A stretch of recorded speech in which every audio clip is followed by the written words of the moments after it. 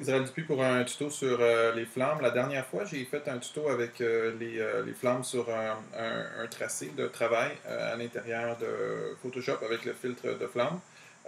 Bon, alors maintenant, ça ne marchera pas sur d'autres choses qu'un tracé. Il faut absolument que j'aie un tracé. Donc, si j'ai du texte ou un calque ou quoi que ce soit, ici, mettons que je voudrais que ça prenne en feu, je ne pourrais pas dans filtre rendu, le filtre flamme va toujours aller chercher le cœur parce que c'est le tracé.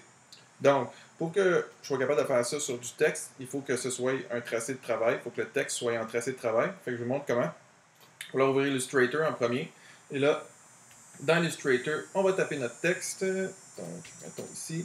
Il faut essayer de prendre une police qui est assez simple, donc pas trop d'empattement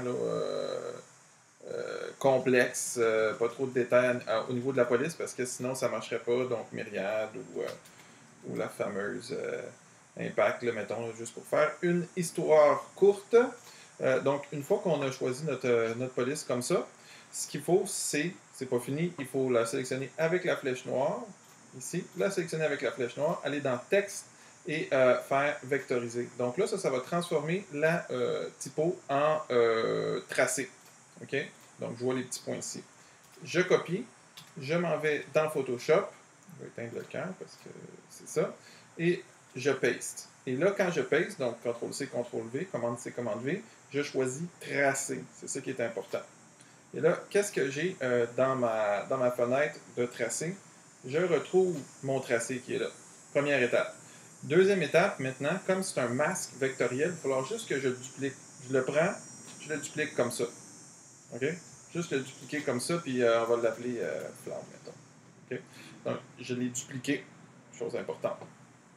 Ensuite, je me crée un nouveau calque par-dessus ce que je veux faire prendre en feu. Donc, flamme texte, ici, mettons.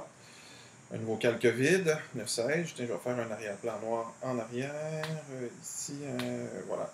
Donc, je me fais un nouveau... tiens, je vais mettre mon arrière-plan d'une autre couleur, juste pour que ce soit plus le fun avec ça.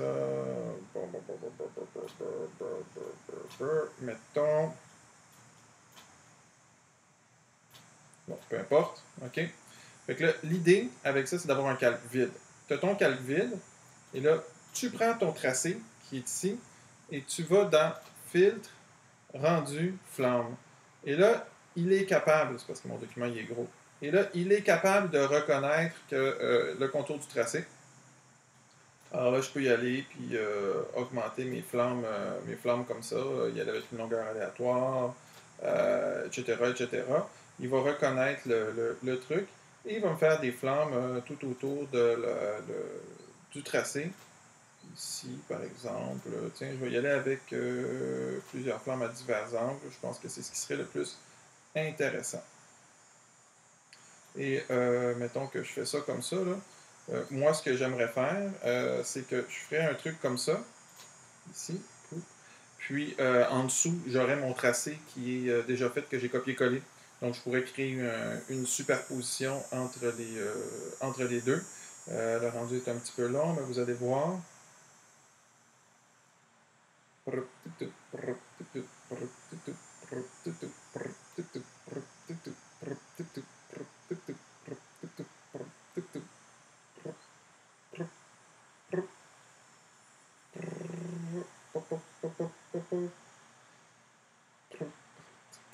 OK. Fait que là, j'ai mes flammes qui sont par-dessus mon texte que j'ai copié-pasté de Illustrator. Vous voyez l'astuce? OK.